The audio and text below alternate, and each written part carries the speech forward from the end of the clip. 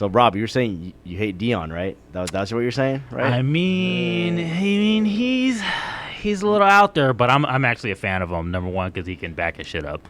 He can back all that top. He's a proven Hall of Famer. He's backed it up since playing days, right? Yeah, man. Always, since coming out of high school, he was a top prospect, number one pick. He got to dictate what team wasn't going to choose him or wasn't going to draft him and stuff. He has a story of the combine where he pulled up, ran to 40, and got back in his limo. Yeah, like right away, and it was that fast that they're like, "Holy crap!" Like, I think that it's like the fastest undocumented one, like, or that they have out there. Like, he was like really fast. Did he just run the 40 and then dip out? He rolled up in the limo, ran a 40, we got back in the limo and left. Yeah, that's all he did. Very was it Leon Sandcastle of him? Yeah, that's alter ego, right? Yep. Yeah. So no, man. Like Deion, like I always say, he's my all-time favorite NFL player. Yeah, Deion, hands down. Well, right? over Charles Woodson? No, Woodson's my favorite college football player, okay. And then he's at that second level for favorite all-time NFL. But Deion was the man growing up for me in the NFL, where like that, like, oh, he's that dude. He's the guy who made you not want to be a receiver or quarterback. You want to be that DB, right? When you're playing on the playground, you're like, oh, this guy wants to be a DB. So yeah, because Deion, right? That's why you do it, right? And that's why I like Sanders, Woodson after that, because Deion, like the DB position, right? So we got those there. But yeah, man. So crazy, just the attention he's brought there, right, man? That, like having that cachet, that's legit, man. I mean, you go from coaching an HBCU school, putting them on the map, not necessarily getting the fundings that you want out of it. Then you go to a Pac-12 school. I mean, soon to be Pac-2, or currently Pac-2, technically Tupac. You go to that school, and then you come out of the gates, just firing on all cylinders and beating a ranked team number one, right? Number one, coming in and blowing out the next team after that. And, I mean, you're media hype, everything. So far, you've proved it.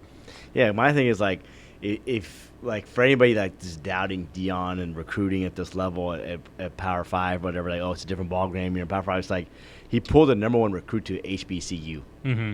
Like, how hard is that to do? Because you ain't going to be on ESPN. You ain't going to be on Fox Sports. My thing is, and I think a lot of maybe coaches know this, and that's why a lot of them probably are a little bit maybe on the more jealous side or hating side, because he didn't put in his dues, right? Working up ranks, but then he also pulled the top recruit to HBCU. If you can do that, what are you going to do at a Power 5? Right? You're especially with the transfer portal now.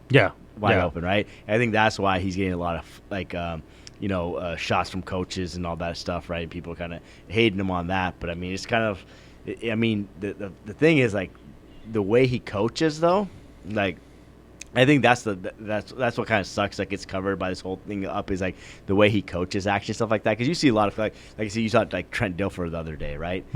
He's just he was yelling at a player. He was yelling at like his coaches about messing up. But you see coaches yelling at players all the time, like in their face and all that kind of stuff. But Deion's approach was different. Like the way he'll talk to like that game.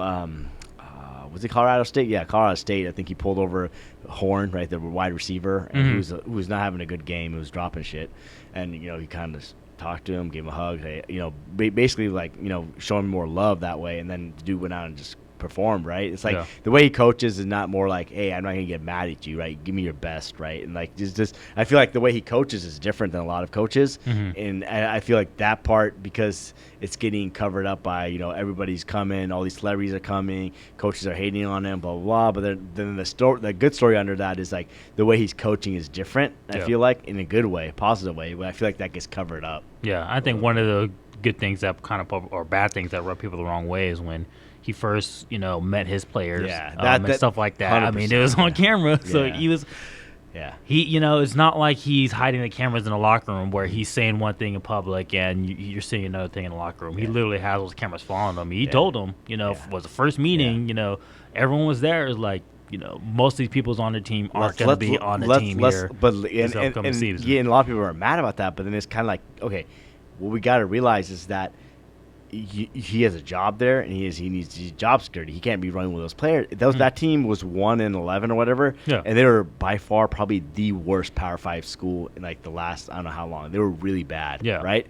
So those players, he knew like I can't no these guys out, right? And he didn't have a heart for it. That's basically his statement is like, if you don't have the heart to be on a team that I'm going to coach, and I'm going to coach you hard, at least in practices, maybe not like vocally and stuff. But in practices, we're gonna coach hard. If you're not willing to do that, not willing to actually be here and play football, then you don't deserve to be on this team. Yeah, it goes back to those players, like he told them we got to go, but he backed it up, filled in with other players. He got his team set up right the way he has it right now. So it's just kind of like, he backed that up. I thought even if he came in and maybe rubbed people the wrong way, what he said, hey, a lot of you guys are be gone, right? Yeah. He filled up the team and he's playing right now. He has his players now, and then I think he's just only going to get better now with the stuff that's going on there. But I feel like I think one part of the thing that will say that that is negative about the whole thing for him is this some of the way the media is covering him specifically from Fox Sports,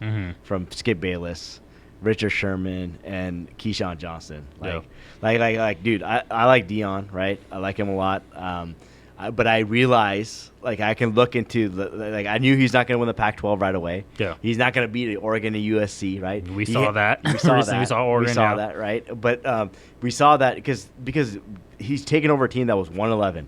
He has the starters kind of. He has a couple right there. He doesn't have the depth quite yet. He does have some stuff coming up, the depth, and he needs another year to build it out, whatever, to get stronger. And I think anybody could see that. But then some of the ways some of these analysts be talking, maybe not too much like Richard, but like Keyshawn and Skip Bayless are all over him and talking, oh, it's so great. The team's gonna be Skip Bayless talking about they're gonna beat Oregon and all that. I'm and they're they beat that TCU, because I can look at the context of stuff too. It's they're oh, they beat TCU and TCU, hard place to play, first Power 5. Understand that's big, but that TCU team was only returning 8 players, starters, and one of the starters was not a quarterback. Yeah, so it was all new, right?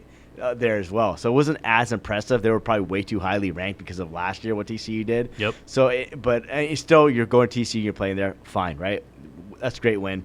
Then you go to, Nebraska, and I think we all know how horrible Nebraska is now, and their quarterback threw 3 picks the first half, that and in his own territory, I think, too. Or it was pretty bad, yeah. So it's you have to win that game, right, the way it's going. But then going to Colorado State, right, which the Cougs put a whooping on, right? Right? And always talk about that, right? Yeah, they talk about that. Yeah, they put a whooping on them, but then they probably should have won that game against the Buffs, right? The Colorado State, they could have won that one, right?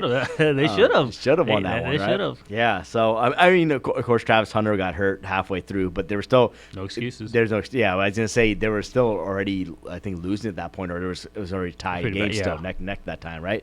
So it wasn't that part. But my thing is, so looking at all those and putting it all together, I would be yeah, I mean, they have no chance against Oregon, right? Because the stuff you see with the teams they played, kind of how they played it, I wouldn't say no chance, but it'd be a very big upset. I would not be hey, they're going to win, right? Skip Bayless was boom. Yeah. But Skip is about clicks, I guess. But that's why Keyshawn disappointed me a little bit more, because he was kind of more hyping it up more. I'm bro, you're an actual football player. You kind of know that it takes a while to build the program up, because Deion will get the program right. We already know that. But that first year is going to be too hard to that. But giving expectations being the Oregons, the USCs, which these guys have classes of 4-star, 5-stars on top of each other, right?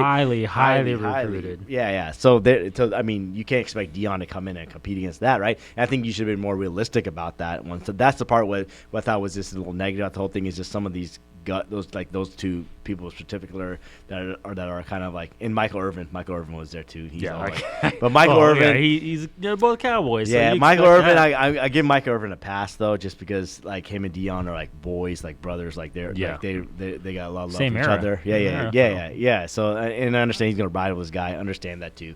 But with Skip and Keyshawn, I thought they could be a little bit more unbiased and not going for clicks, I think, or whatever. Yeah. Because some of the stuff and then some of the stuff that came out, oh man, Deion is playing loud music at practice to get ready for Austin Stadium. This is the detail that makes him elite.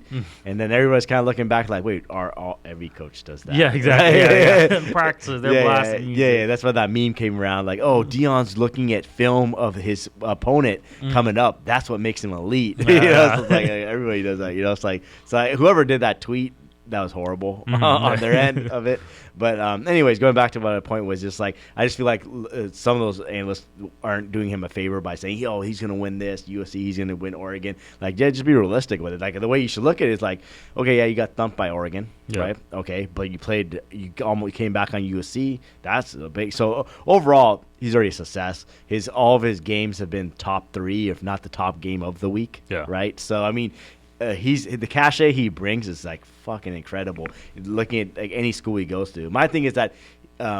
So what would you define as a turnaround? Like if you turn the program around, like Colorado, what would it be like? I mean, a turnaround is changing your win percentage. If you're a losing team and you can't win more than the 6th game and you flip it around and you have a winning record, that's a great turnaround, especially if you're only doing it after one season. Yeah, I think he has the opportunity this year to do that. Yeah, right, to get that bowl. I think he'll sneak into a bowl. I think Colorado will. My thing is like I don't think he's gonna have that success at Colorado though, like championship stuff. That only because he's not gonna be in Colorado that long. Yeah, you think 3 years? No, I think he's gonna go one more year. Because really? I'm gonna tell you right now, from the rumors they were talking about how with Colorado leaving to go back to the Big 12. Yeah, there's rumors that because Deion wanted that TCU job, didn't get it. Sonny Dykes got it, right? Texas Dallas, school. He wanted to be back in because after playing days he lived in Texas, right?